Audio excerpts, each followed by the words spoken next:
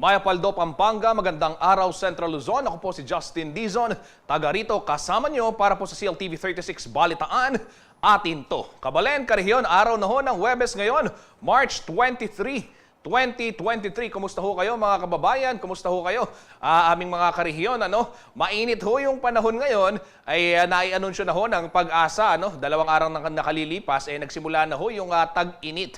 Kaya ho, paalala ho sa ating mga kababayan, lalong-lalo na ho yung mga kapatid nating nasa kalsada. Oo, yung mga nagtatrabaho sa kalsada, mamang tsuper, yung mga tricycle driver, jeepney driver, at syempre ho, yung mga nagtitinda rin, mga ambulant vendors, naku, wag ho ninyong kakalimutang sumilong paminsan-minsan dahil sobrang init ho. Gayon din yung mga kaibigan natin sa TMD ng Angeles City at saka sa Siposco, yung mga nagbabantay ho ng daloy ng trapiko. Kuyang, wag hong kakalimutan ang pag-inom ng tubig upang sa gayon ay makaiwas ho doon sa heat stroke dahil sa tindi po ng init ng panahon ngayon. Narito na po mga balitang nakalap ng ating news team ngayon pong Huwebes ng umaga. Higit 26,000 individual sa Central Luzon kukuha ng Civil Service Exam sa March 26. Sibuyas Queen at iba pang resource person sa investigasyon ukol sa onion smuggling, no-show pa rin sa Kamara.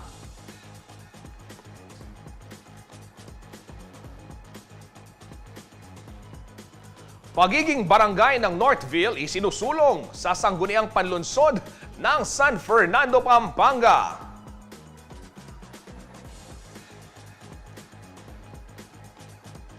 Gastos sa pagkuha ng lisensya, idinadaing ng ilang drivers at mga namamasada.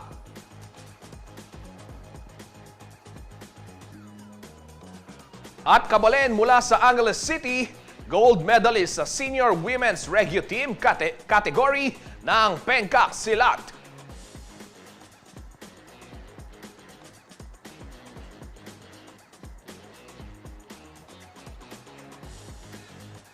Ito ho mga kabalen, para ho sa mga magte-take ng Civil Service Examination, alam niyo ho ba na mas marami raw ng 10,000 ang bilang ng mga examinees sa pen and paper test dito po sa Central Luzon ngayong March 26 kumpara ho noong nakaraang taon. Ayon pa ho sa Civil Service Commission Regional Office 3, maraming job vacancies ho sa gobyerno na pwedeng applyan ng mga papasa sa naturang pagsusulit. May karagdagang detalye si Liana Canilao.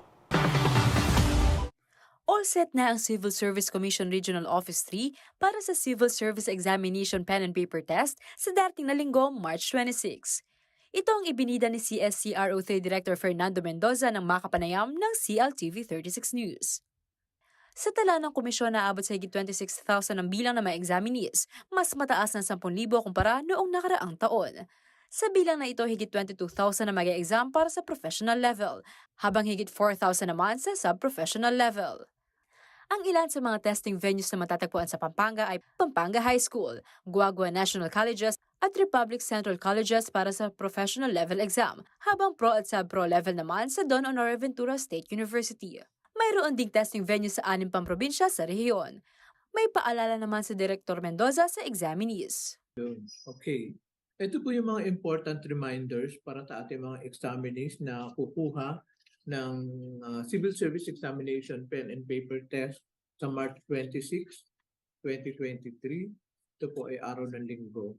Una po, no face mask, no entry to testing venue. Wearing of face mask shall be observed at all times. And then no ID card or no identification document, no exam.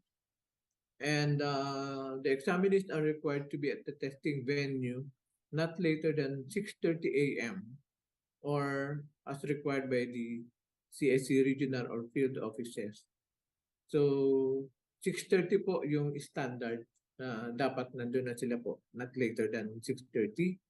And then isasara po natin ang gates ng testing venues at exactly 7:45 a.m. Lahat po ng examinees na darating later than 7:45 a.m. shall not be admitted to take the exam. Nakatakda naman ilabas ang resulta 60 araw matapos ang pagsusulit. Ang mga papasa sa professional level maaari umano mag-apply sa mga trabahong may salary grade 11 pataas. Ito po ay yung mga posisyon na kasama ang mga department heads, mga clerk, na administrative officers po, yung po mga assistant department heads, division chief, lahat po yan ay kailangan ng professional. Salary grade 10 pababa naman ang pwedeng applyan ng mga papasa sa sub-professional level. Ito po yung mga clerical, mga computer operators. Yun po yung mga posisyon na pwede nyo makuha. Ayon kay Direktor Mendoza, maraming job vacancies ngayon sa gobyerno. Ang problema, hindi umano pumapasa sa requisitos ang aplikante. Sa ngayon po ay napakaraming bakante sa gobyerno. Ang problema lang po ay yung nagko-qualify po ay konti kasi dahil nga po sa apat na requirement, minsan po ay hindi nila masatisfy yung requirement. Doon po sa nagnanais na pumasok sa ating pamahalaan, sa ating po government, kinakailangan po ang eligibility. Ito po ay isa sa apat na requirements bukod po sa education, experience, sa training, ay required din po ang eligibility. At ito po ay makukuha lamang kung kayo ay makakapasa sa civil service examination. Ang passing rate po natin ay 80. Isa ang 23 taong gulang na si Rudy, di niya tunay na pangalan, sa mga nahirapang makakuha ng trabaho sa gobyerno. Bagamat nakapagtapos ng kolehiyo at mayroong civil service eligibility, hindi umano umusad ang kanyang aplikasyon. So yun, after 2 weeks po, naghihintay nga po ako ng tawag for the panel interview nga po. Kaso, yun, wala pa din po tumatawag. So, nagpunta na po ako dun sa office. Itatanong ko na po sana yung status ng application ko. And then, yung nabanggit nga po is medyo busy nga daw po yung mga magpa-panel interview. So, naghintay pa din po ako. Pero medyo nagtaka na po ako nung after a month, more than a month na po, wala pa din po yung interview. Kaya, nag-decide po ako mag-apply na lang sa mga private companies kasi medyo kailangan ko na din po ng trabaho. Ano nga lang po, hanggang ngayon wala po ako natanggap na any feedback kung ano pong nangyari dun sa application ko. Ang kakulangan sa karanasan ni Rudy ang posible umanong dahilan dahil siya ay fresh graduate. Nasasayangan lang po ako dun sa eligibility ko kasi gusto ko din po kasi talagang makapag-work sa ating gobyerno, makapag-serve sa ating mga kababayan po. Samantala, para sa mga nais makita ang listahan ng mga job vacancies na maaaring applyan, magtungo lamang sa website ng Civil Service Commission na csc.gov.ph. Ako si Liana Canelao, taga rito, kasama niyo para sa CLTV 36 News, atin to.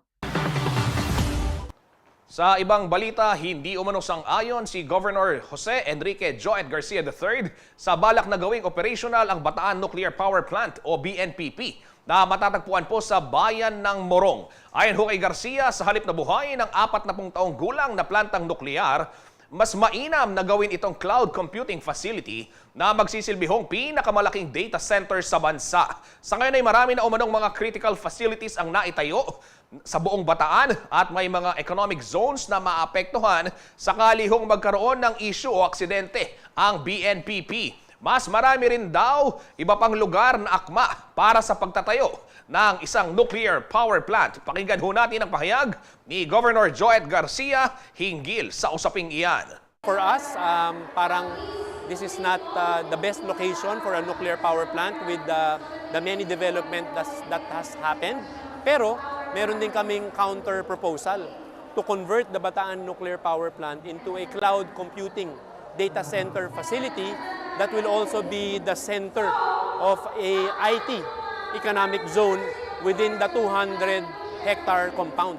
So we believe mas malaki pa ho yung revenues, mas marami pa hong trabahong maidadala to sa Bataan at sa ating bansa if we go to this proposed project. Marami na rin po kami kinakausap na investors na very willing and they see the potential of this cloud computing facility here in the BNPP compound.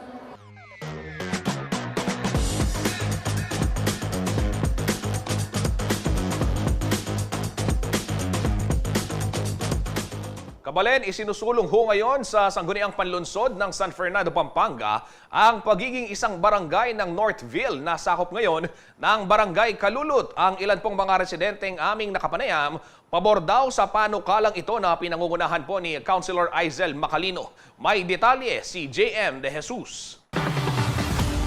May 35 barangay ang syudad ng San Fernando, Pampanga sa kasalukuyan. Posible itong madagdagan ng isa pa dahil itinutulak ni Councilor Aizel Macalino na gawing barangay ang Northville na sakop ngayon ng Kalulut. Naitatagan Northville 10 taon na nakalilipas nang i-relocate ang mga Fernandino na nakatira malapit sa Riles. Ayon kay Macalino, paraan ito upang mabigyan umuno ng nararapat na serbisyo ang mga residente ng Northville. Hindi lang Kapampangan po kasi ang mga nakatira sa Northville. So, pag nagkaroon sila ng sarili nilang barangay officials, so yung mapapabilis yung serbisyo yung download from city to all the barangays, syempre kung Kalulot yan, uunahin, hindi naman natin sinasabi na uunahin nila yung barangay nila itself, the mother barangay, yung baryo. Pero syempre, bilang nanunungkulan ng isang malaki, you prioritize kasi. Gusto natin ma-prioritize din ang Northville. Since sakop pa rin ng San Fernando, kung ano ang benefits na nakukuha natin sa isang barangay sa Kalulot, ganun din sana ang nakukuha ng Northville. Batay sa Sections 385 at 386 ng Local Government Code of the Philippines, pwede maging barangay ang isang lugar kung mayroon itong populasyon na hindi bababa sa 2,000 habang 5,000 pataas naman ang dapat na populasyon kung ito ay nasa Metro Manila at mga highly urbanized cities. At the same time po, dapat po yung barangay po must be contiguous or magkatabi po yung territory po ng mga nakatira doon sa gagawing barangay ay magkatabi in a contiguous territory din po siya. So, dapat po it should be in physical contact with each other. Sa datos ng City Population Office ng San Fernando ay nasa mahigit 42,500 na ang bilang ng mga residente sa Barangay Kalulot at mahigit 28,000 ang mula sa Northville Phase 1 at Phase 2. Ayon kay Macalino, hinihintay na lamang na maipasa sa Sangguniang Panlungsod ang kanyang inihain na ordinansa upang masimulan na ang proseso. Pag na-approve sa amin, by this year, hopefully, magkaroon ng plebisito. Sino ang mga boboto sa plebisito? Lahat na nakatira sa Barangay Kalulot at Barangay Northville. They will just, boboto sila kung yes, na maging isang barangay ang Northville, nahihiwalay na siya sa Kalulot, or no. So, we try to go to Northville itself, kausapin ng mga block leaders, at sabihin nga kung ano ang benefits na makukuha nila from it. Makikipag-coordinate na rin daw ang Sangguniang Panlungsod sa Local Finance Office ng San Fernando upang malaman kung sasapat ba ang pondo at mailapat ang kinakailangang budget sakaling mabuo ang panibagong barangay. Samantala, suportado naman daw ni Kapitan Jaime Capil ng Kalulot kung ano man ang magiging kinalalabasan ng isinusulong na panukala. Tiniyak naman ito na patuloy muna silang aantabay sa mga taga Northville.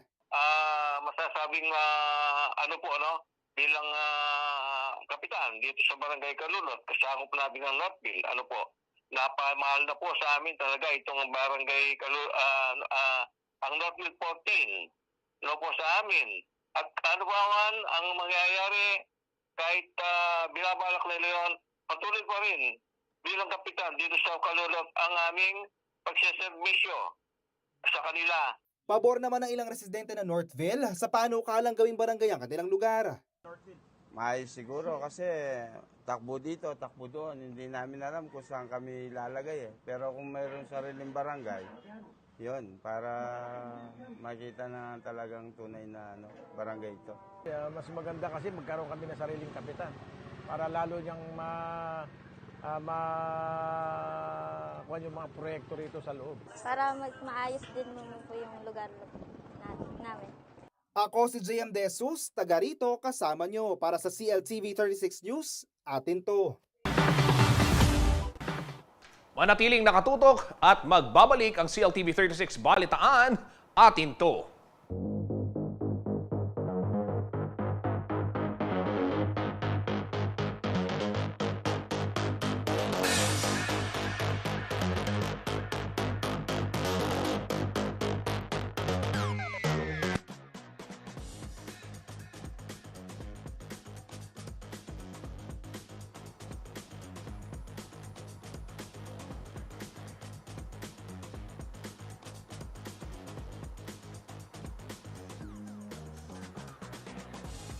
Okay mga kabalen, mga karihon, habang tayo po ay naka-commercial gap, silipin muna ho natin ang sitwasyon ng daloy ng trapiko sa ilang pangunahing kalsada ho dito sa syudad ng San Fernando, Pampanga. Live na live ho itong kuha ngayon pong alas 10:20 ng umaga mula ho sa Command Center ng City Public Order and Safety Coordinating Office ng San Fernando, Pampanga. Ang inyong nakikita sa inyong mga screen, yun pong sa bandang itaas muna ho tayo sa may gawing kaliwa. Ito ho'y sa may intersection sa kahabaan po ng Dolores, ng Jose Abad Santos Avenue. Yun pong Dolores intersection, particular ho sa may tapat ng Victory Liner Bus Terminal. Yan ho ay dyan sa may Dolores intersection, tapat ho ng Victory Liner. Yan, maluwag ho ang daloy ng trapiko. May kaunting nagsasakay lamang na mga jeep. Pero overall po, hindi naman ho ganun ka-traffic dyan sa area na yan. Sa may gawing kanan naman, sa itaas pa rin, yan ho'y boundary naman ng San Fernando at ng Bacolor, Pampanga. Dyan ho sa may Magliman. Ayan, nakikita ho ninyo mga kabale, napakaluwag ho ng daloy ng trapiko. Yan. Sa mga orasong ito, mag-iingat ho yung mga babiyahe at paghandaan din ho yung konting build-up dahil alam niyo naman ho na patuloy pa rin ho ang konstruksyon o yung rehabilitasyon ng Lazatin Flyover dyan ho sa may intersection naman ng Jose Abad Santos Avenue at ng Lazatin Boulevard. Dumako naman tayo sa susunod na kuha ng Siposco. Ito ay sa may St. Jude, Ito hong kalsadang ito, yung gawing kanan, nakikita ninyo, yan ho yung Lazatin Boulevard. Kung kayo ho'y nanggagaling ng Angeles City o dyan sa may San Agustin at San Isidro, San Fernando, ayan, makikita ho ninyo, kung kayo kakanan, papunta ho yan ng Lazatin Boulevard. At yung kaliwa naman ho, pag kayo dumiretso, yan ho'y MacArthur Highway going to Dolores intersection. May kaunting build-up lamang, gawa ho ng stop and go pa rin. Yung ipinairal ho na traffic scheme dyan, At yan ho'y kuha ngayon dyan sa may St. Jude CCTV camera ng Siposco. Ito naman, panghuli ho mga kabalen, lahat po nagtutungo naman sa San Fernando downtown.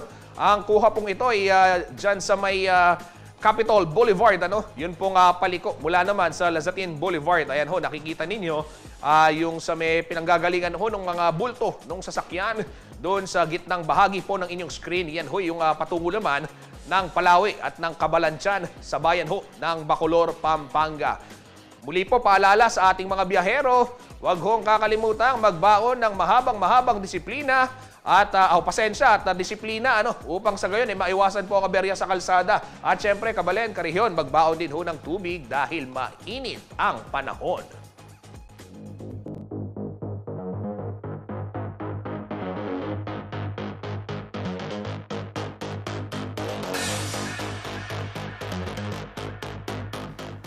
Tuloy-tuloy ho tayo sa ating balitaan. Dumadaing po ngayon ang maraming driver at mga namamasada sa gastos ho na dala ng pagkuha ng lisensya. Kaya naman po ang Land Transportation Office magpapatupad na raw ng price cap para ho sa mga bayarin sa mga driving school. May detalye ng balitang niyan si Paulo G. Santos. Ang pamamasada ng tricycle sa San Fernando, Pampanga ang naging kabuhayan ng dating overseas Filipino worker na si Mang Pablo, hindi niya tunay na pangalan. Sa aming pakikipagkwentuhan sa kanya, inamin ni Mang Pablo na wala siyang professional driver's license, isang bagay na kailangan para sa mga nagmamaneho ng public utility vehicle, gaya ng tricycle, jeep o bus. Karating ko lang ng abroad, medyo rest muna. Kailangan mo na lang sideline. Yung pagkuha medyo mahirap na mahal. Bale, mabot ng 3.5.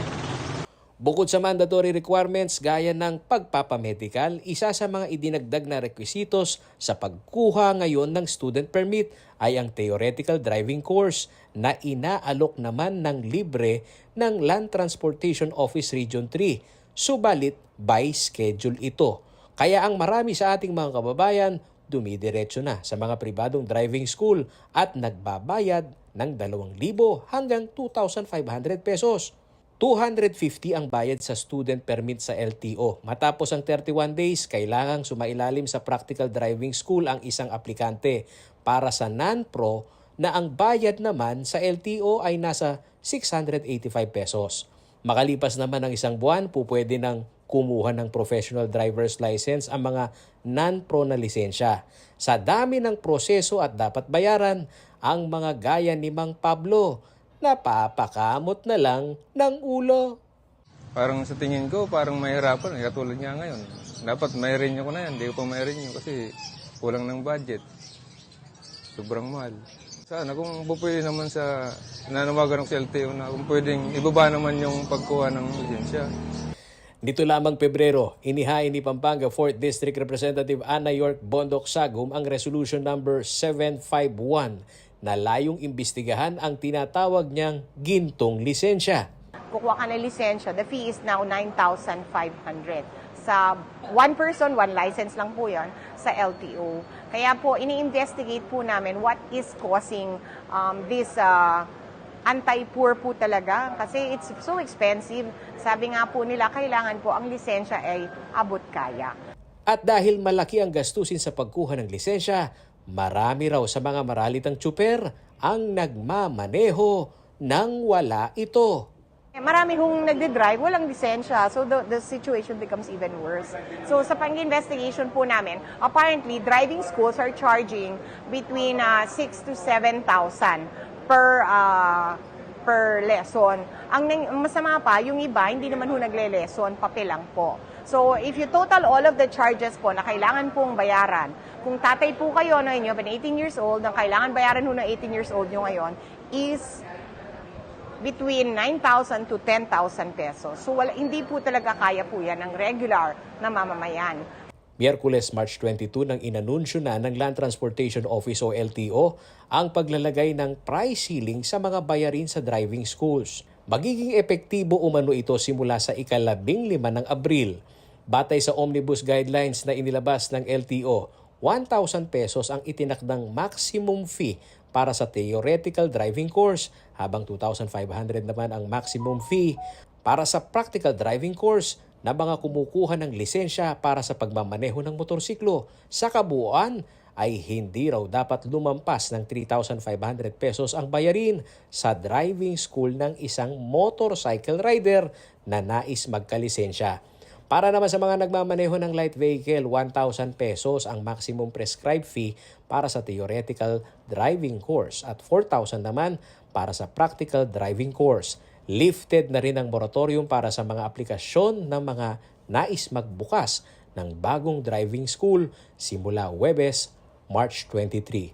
Ayon kay LTO Chief J.R. Tugade, pupwede nang mag-apply sa mga regional offices ng LTO ang mga nais magkaroon ng driving school business. Ako si Paulo G. Santos, taga rito kasama nyo para sa CLTV 36 News. Atin to. Sa iba pong balita, muli hong nabigo sa ikatlong pagkakataon ang House Committee on Agriculture na mausisa po ang tinaguriang Sibuyas Queen na si Lilia Cruz na sangkot umano sa onion smuggling sa bansa. No show kasi sa pagdinig ng kamera si Cruz maging ang iba pang resource persons. Inusisa naman ho ng mga mambabatas ang sistema ng importasyon ng sibuyas na ipinatutupad ng Bureau of Plant Industry. Narito pong detalye ng balitang yan. Sabay-sabay na nagkasakit at may kanya-kanyang dahilan ng mga resource person na lumiban sa investigasyon ng House Committee on Agriculture and Food ukol sa hoarding at smuggling ng sibuyas sa bansa. Ang pagsisiyasat ng Kamara ay may kinalaman sa pagsipa ng presyo ng sibuyas sa pagtatapos ng taong 2022. Ang tinaguriang Sibuyas Queen na si Lilia Lea Cruz naka-admit pa umano sa ospital nitong linggo ng March 19. No-show din ang ilang mga kinatawan ng Tianglong at Super 5, ang mga pinakamalaking cold storage facilities sa Bulacan.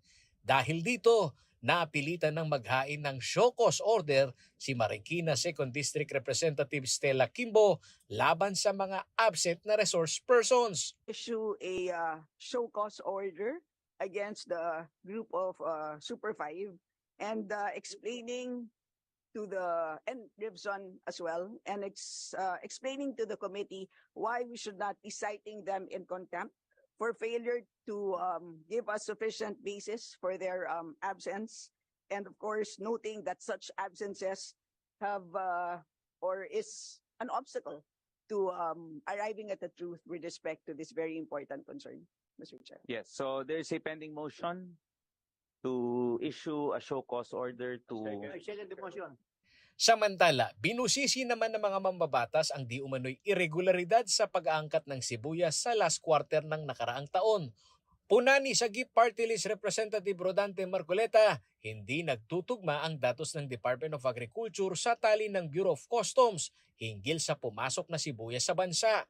Hindi raw umano nabibisita ng DA ang mga cold storage facilities gaya ng agro-trading.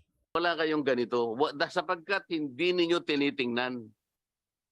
Hindi nga nila kayo kilala eh. Tinanong namin sila kung ilang tao at kung paano ninyo sinusuri, paano ninyo iniimbentaryo yung kanilang mga cold storage. Wala silang nakita ni anino ninyo. Naungkat din ang umano'y kakulangan ng Bureau of Plant Industry o BPI sa hindi pag-iinspeksyon sa mga cold storage facilities kung saan posible raw nangyari ang hoarding. Mga kapitalista dito sa Metro Manila are buying their product or the onions in Nueva Ecija, di ba? Yung mga lugar na yan. From the farmers or cooperatives, dinala sa Manila, di ba?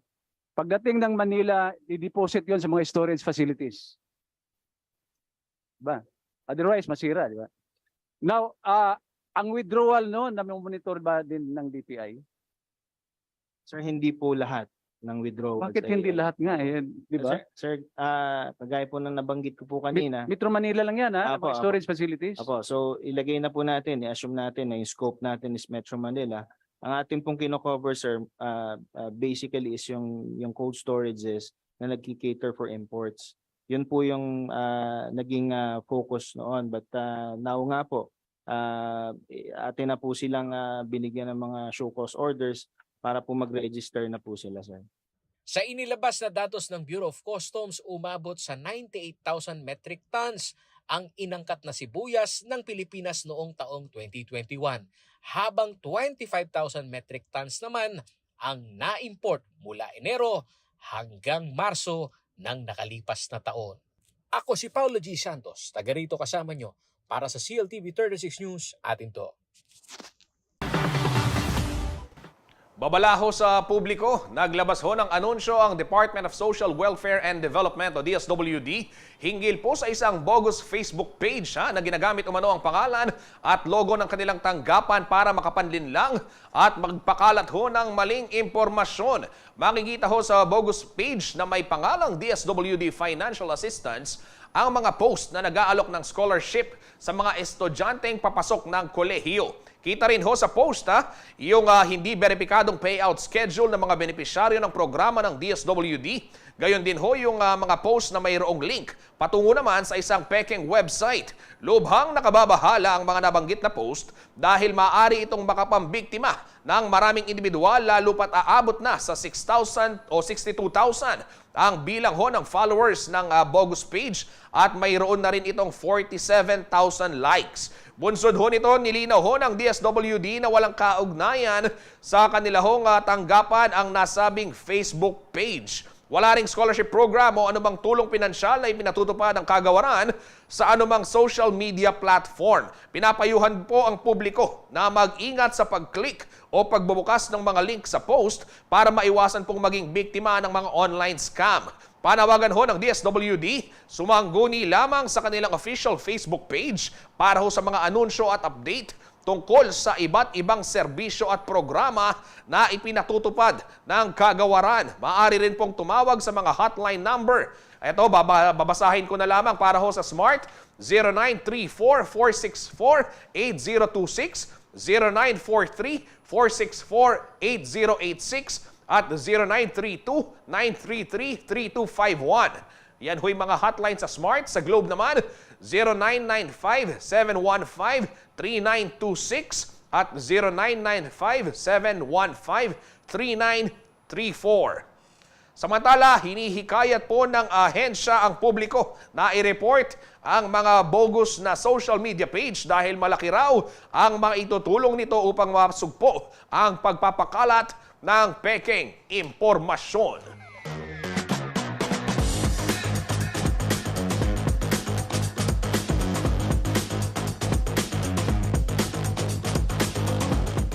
Manatiling nakatutok at magbabalik ang CLTV 36 Balitaan. Atin to.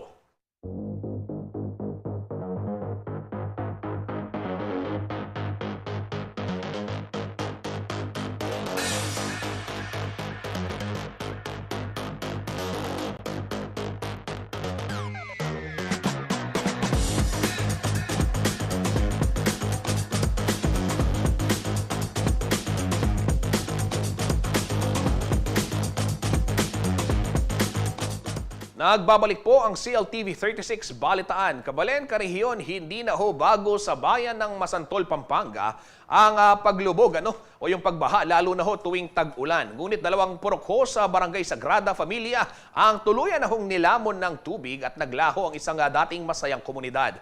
Silipin ho natin ang kanilang sitwasyon sa special report ni Jenna Lombang Parungaw.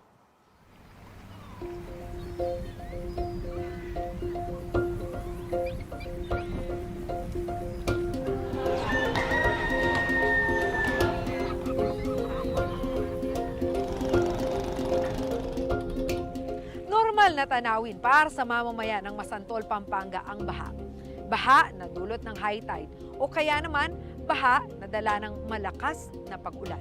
Paanong kung ang tubig ay hindi na humupa at sinakop na nito ang lupa at tuluyang nabura sa mapa ang isang dating masayang komunidad?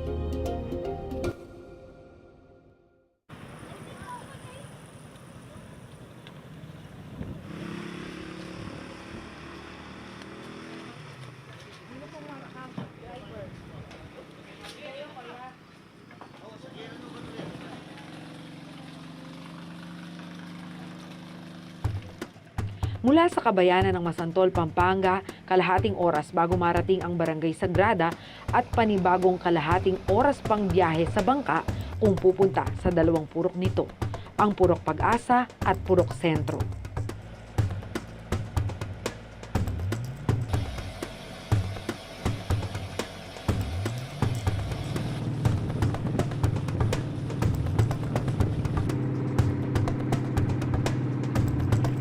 Papunta tayo ngayon sa Sitio Sagrada Familia. Isa itong lugar sa Masantol, Pampanga na sinasabing nakararanas ng unti-unting pagbaba ng lupa o land subsidence nitong nakalipas na 7 taon.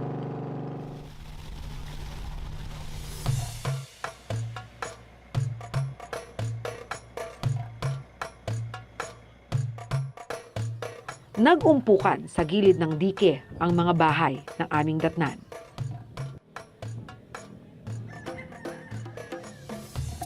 Sa likuran, mistulang malawak na karagatan ang masisilayan.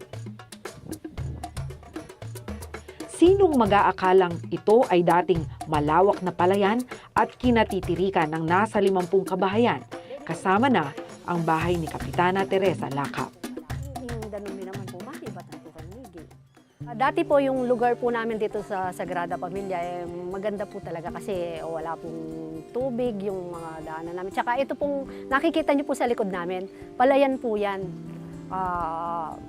Tsaka itong mga mga pilapil kasi nga po palayan. Tapos nung dumating po yung time na wala na pong tubig tabang, kinonvert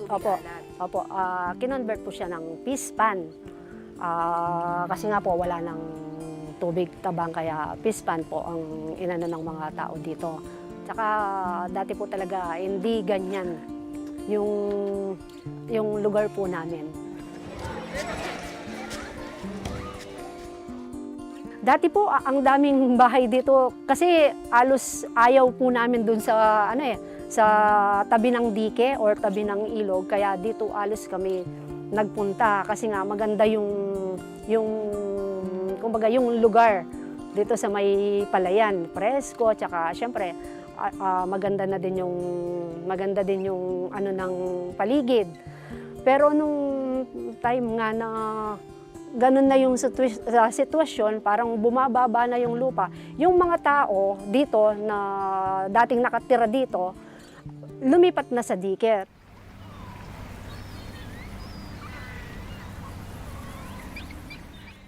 Dati po yung dikeng yan, sobrang taas din po. Sabi niyo nga po, nakapunta na kayo dito.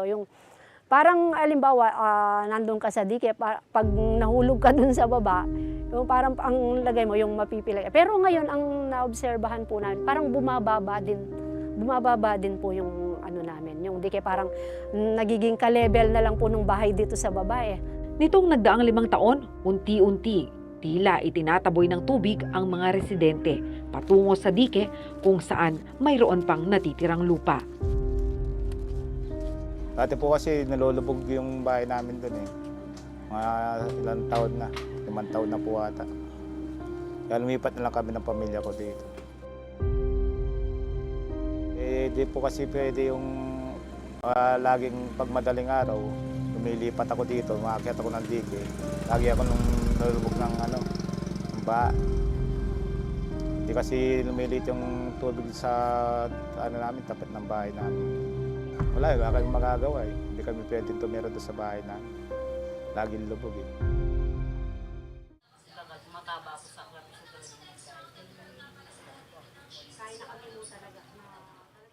Ang ibang residente, pilit pa ring nilalabanan ang pananakop ng tubig sa pamamagitan ng pagtatambak. Ay dati, itong dati kong bubong. Tapos palagi nalulubog.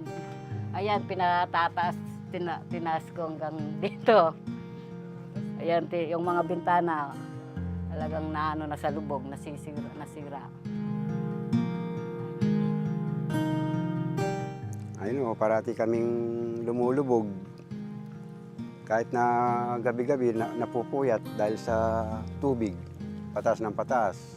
Yun naman lupa, pababa ng pababa. Pero di ba nagtatambak po kayo? Kaya lang hinahabol ng tubig. Ilang beses na po kayo nagtambak sa bahay niyo? 4 na beses. Ay, yung mga gamit namin, buhat nung nakabili kami, hindi napag sa dahil lumulubog. Parating nakataas. Kaya gumawa ko ng upuan na gano'n, doon kami natutulog pag lumaki yung tubig.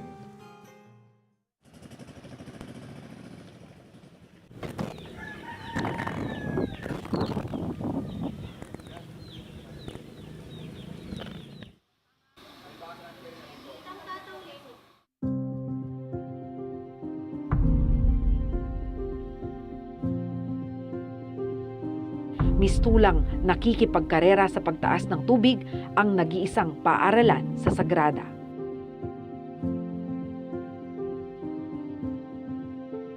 So kahit bago pa lang ako dito, so naranasan na rin namin na pupunta kami ng school, so may tubig, so siyempre hindi mo maano kung paano ba magkaklase dahil ang mga bata, lalo na dito sa first floor, lower grade to, kinder to grade 3. So, kailangan ingatan mo sila, bawal madulas kasi cargo namin yung mga bata.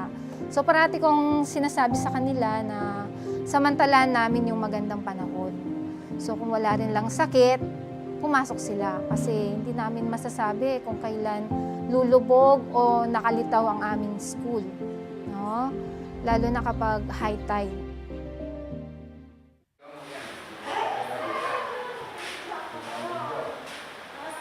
Naglagay sila ng sandbagging. So yon, share sila ng school, ng barangay PAN, ng PTA namin. Sandbagging yon. Kaso medyo delikado din yon kapag umuulan, madulas. So may mga estudyante na rin kaming nadulas dahil pag inapakan mo yon, basa. So ako muntik na din madulas dahil sa sandbagging. So, hindi rin siya safe para sa mga bata. So, napagdesisyonan namin na humingi ng tulong sa aming buting mayor, Tonton Bustos, at sa aming mga PTA at kay Kapitana na kahit man lang yung kalahati ng aming pathway masemento para sa safety ng mga mag-aaral namin dito sa SPES. Ang gusaling dating halos 2 metro ang taas sa lupa, unti-unti na ring naaabot ng tubig. Super challenging po kasi napakadelikado po sa part nila during high tide po. Kasi po high tide pa lang po, talaga pong lubog na po yung mga classrooms, especially po yung mga daanan papunta po dito sa school. So,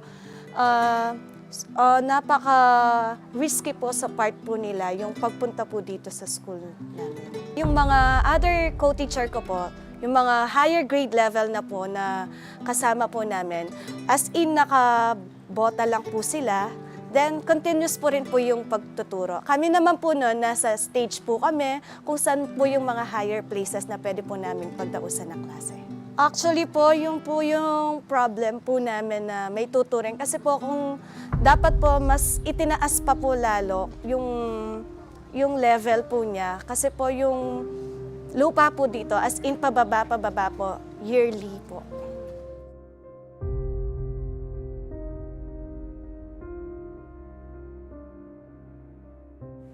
Dalawang purok na ng Barangay Sagrada Masantol ang nabura sa mapa. Ang buhay ng mga residente ay nagmistulang habulan. Nagtatambak, lumilikas, ngunit laging nakasunod ang tubig. Nagbabadyang lamunin ang kanilang bahay, ari-arian at buhay.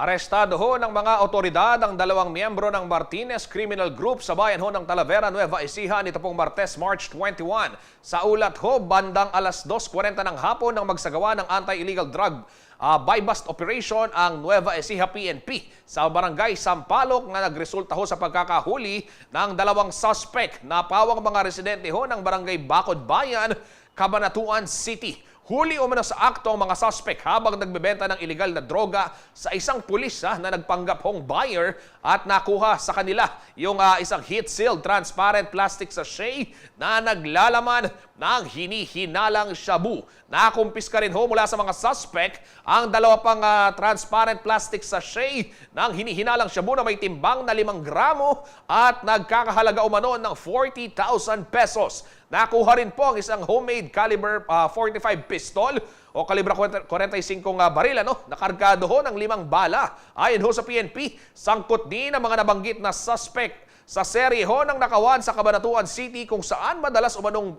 biktima ng mga ito yung iba't ibang mga convenience store. Samantala, nasa kustodiya na ho ng Talavera Police Station ang mga suspect at sumasailalim ho sa tactical interrogation upang matukoy ang iba pa nilang mga miyembro sa grupo at yung mga kinaroroonan nito. Kakasuhan daw ang 2 suspect ng paglabag sa Republic Act 9165 o yung Comprehensive Dangerous Drugs Act of 2002 at maging violation of RA 10591 o yung Comprehensive Law on Firearms and Ammunition.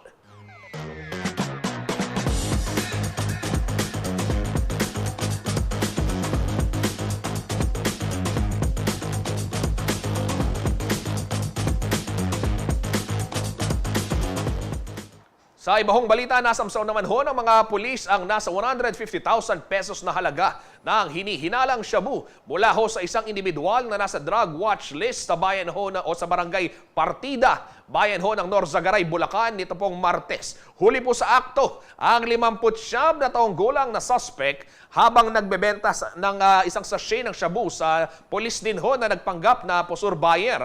Kinilala ho ang lalaki na si Armando Aguilar at nahuli siya sa akto ng pagbebenta ng sachet ng shabu. Nakumpiska rin ho mula sa kanya ang nasa 8 sachet ng shabu na nasa 22.26 grams na nagkakahalaga po ng 151,368 pesos. Kasama rin hong nakumpiska sa suspect ang isang itim na bag, isang berdeng holster at isang caliber 38 revolver na walang serial number at kargado ho ng 3 pirasong bala.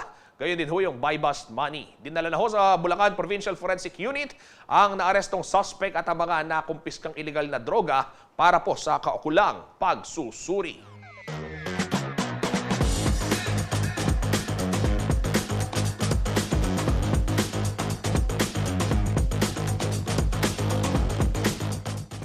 Samantala, matagumpay hong isinagawa naman ng Police Regional Office 3 ang kauna-unahang tactical drone competition na ginanap ho sa Camp Olivas, San Fernando, Pampanga nito hong Martes. Pinasinayaan po ni Police Regional Office 3 Regional Director Jose Hidalgo Jr. ang programa at nagsilbing panauhing pangunahing tagapagsalita. Ayon ho kay Hidalgo, ang paggamit ng drone sa pagpapatupad ng batas ay game changer para sa PNP. Ang mga aerial vehicle na ito ay nagbibigay daw ng real-time na surveillance at intelligence gathering capabilities. Nasusubaybayan din daw ang mga malalaking lugar, lalo na ang mga sangkot o yung mga sangkot ho sa mga anti-insurgency operations. Ang nasabi hong kompetisyon ay nilahukan naman ng 7 Provincial Police Office, 2 City Police Office at ang Regional Mobile Force Battalion 3 na nagpakitang gilas ho at angking kakayahan sa pagpapalipad ng mga drone. Ipinakita ho ng mga kalahok ang kanilang husay sa paggamit ho ng iba't ibang taktika ng pagpapaandar at operasyon ng drone na nahati po sa 3 bahagi. Ito ho yung obstacle course, tactical identification of target, at drone support to tactical operation. Sa bandang huli, nakamit ho ng Regional Mobile Force Battalion 3 ang kampyonato dahil ho sa kanilang ipinamalas na galing at talento. Ang naturang aktibidad ay inilunsad naman upang masuri ang kahusayan ng rehiyon sa mga kasalukuyang police operational procedures gamit ang lightweight aerial assets, maging ang pagiging epektibo ng mga pulisya at kanilahong wastong pagtugon sa iba't ibang sitwasyon.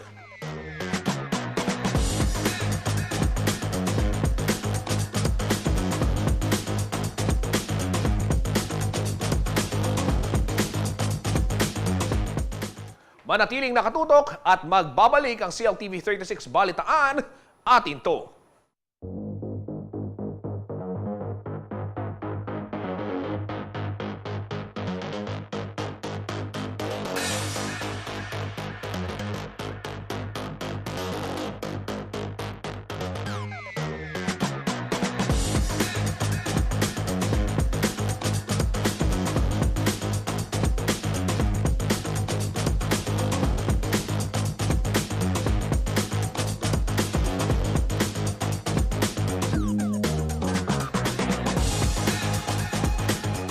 Nagbabalik po ang CLTV 36 Balitaan. Kabalen, may bago hong pinagkakaabalahan ngayon.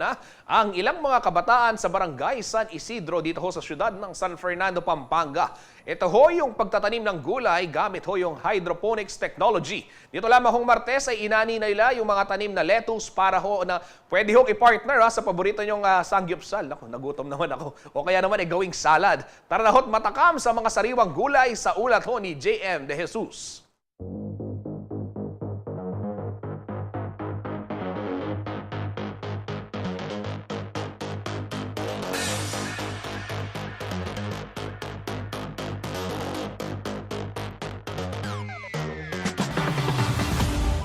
Maniniwala ba kayo kung sasabihin ko sa inyong hindi nakatanim sa lupa ang mga malalagong letsugas na ito? Yan ang tinatawag na hydroponic technology na ginagamit ngayon ng ilang kabataan sa barangay San Isidro, syudad ng San Fernando, Pampanga sa pagtatanim. So kung titignan po natin, ang hydroponics po ay ang gamit lang na ang tubig. So kailangan po ang tubig ay merong nutrients at tinatawag nating nutrient solution para mabuhay or lumaki ang ating halaman. So dito naman po sa hydroponics natin, dito po sa ating sample, ito po ay lettuce. So itong lettuce pong ito ay mayroong coco peat or shredded po na galing sa coconut or sa buko. Then ito po ang gagawin nating planting medium instead of lupa po. Nito lamang Enero ay nagtayo ng greenhouse ang Sangguniang Kabataan ng San Isidro para sa nasabing proyekto. Unang linggo naman ng Pebrero nang magsimula sila magtanim.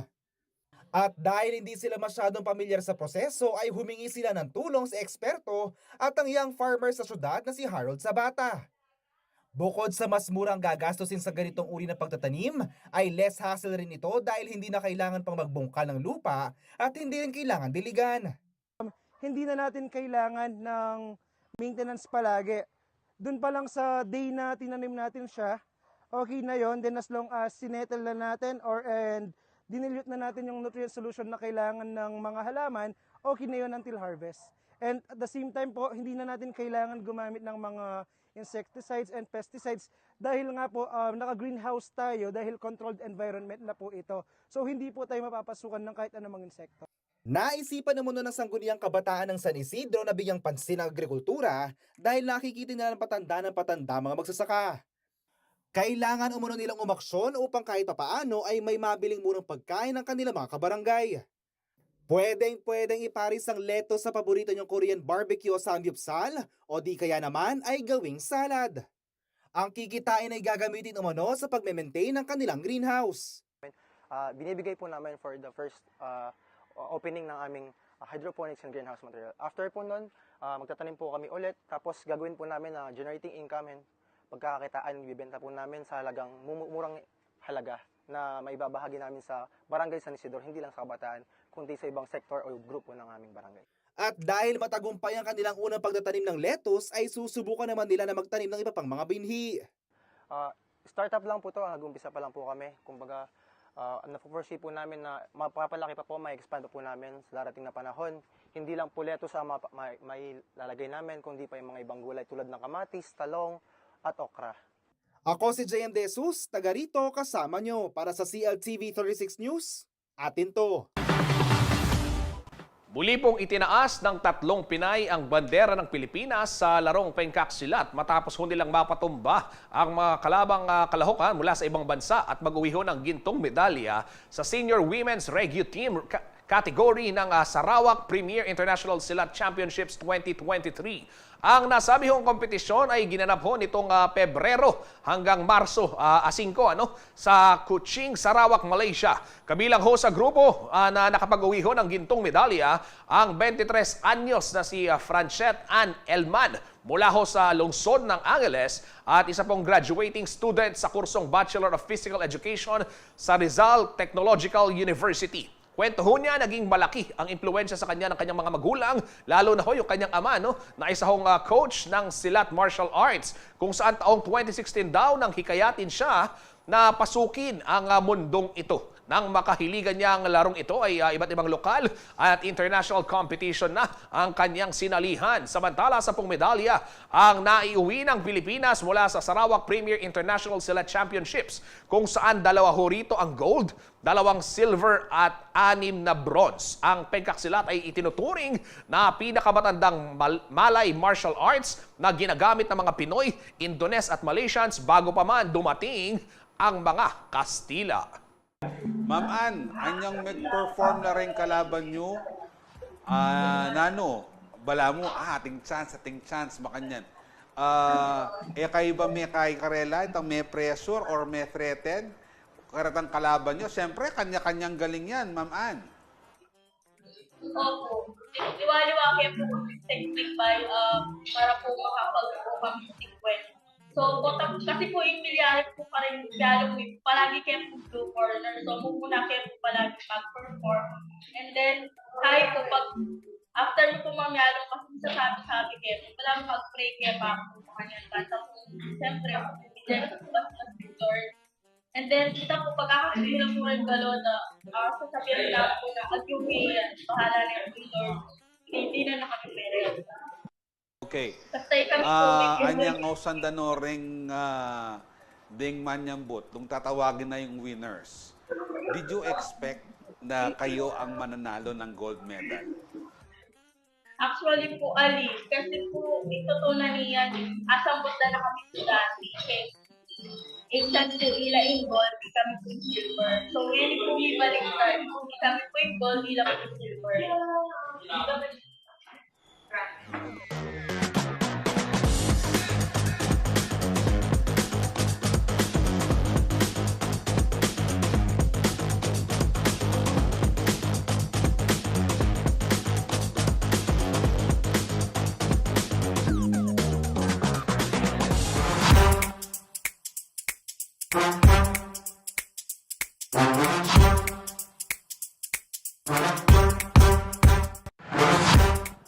Bago ho ako magpaalam, bigyang daan muna natin ang ating topic question of the day.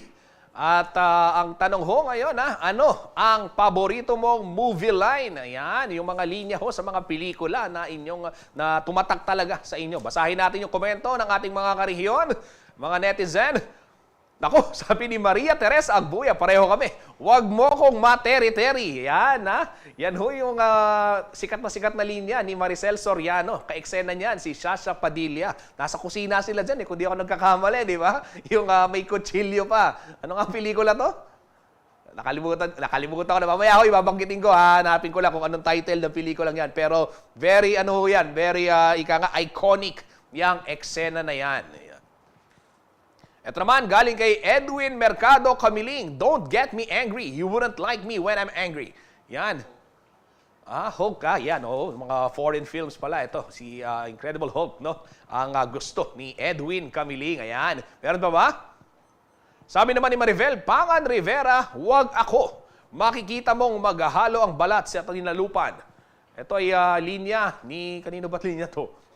Tinatanong ko yung mga matatanda dito. Lolo Ray Bravo, ito ba? Inabutan mo na? Hindi ba ito kay FPJ? Kuyang ating Maribel? Pwedeng pakikomento kung kanino nga ba linya yan para at least malaman namin at magka-idea naman kami. Ayan ho mga kabalen. Marami pang babasahin mamaya si Kuyang Johnny Mercado sa mga paborito hong linya. Ako nagkomento ko dyan, wag mo kong materi-teri din at saka yung mga ano pa ba? Yung mga remarkable na linya, no? Yung sinota mo ang best friend mo. Yan, ako yan mga gustong-gusto ni Kuyang Zernan. Ayan. Ayan, mamaya ako mga kabalen makakakwentuhan din po ni Kuyang Johnny Mercado itong mga mahuhusay na estudyante ng University of the Assumption. Yan, palakpakan naman mga taga-UA. Yan, may mga interns din ho kami from UA. At bisita ho si Venet Dizon, ang presidente ng UA Mass Communication Students Association.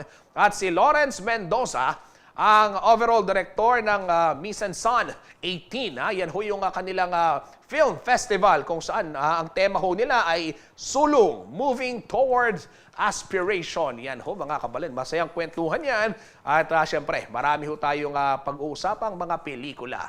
Yan ang mga balita hong nakalap ng CLTV 36 Balitaan. Para ho sa kadagdagang detalye, maaari ninyong i-follow itong aming mga social media pages, yung ating Facebook, Instagram, TikTok at YouTube at CLTV 36 Official. Meron din ho tayong at CLTV 36 News sa Facebook, sa Twitter naman at CLTV 36 and at CLTV News. Kabalen, pwede rin ho kayong bumisita sa ating website, www.cltv36.tv. At kung kayo'y nanonood naman ng telebisyon, may mapapanood ho ang CLTV nationwide via Signal Channel 115. Dito naman ho sa Central Luzon sa ating 39 cable partners at maging sa Free TV Channel 36. Kasama po ang buong puwersa ng CLTV 36 News and Current Affairs. Ako po si Justin Dizon, taga rito, kasama nyo para sa CLTV 36 Balitaan, atin to.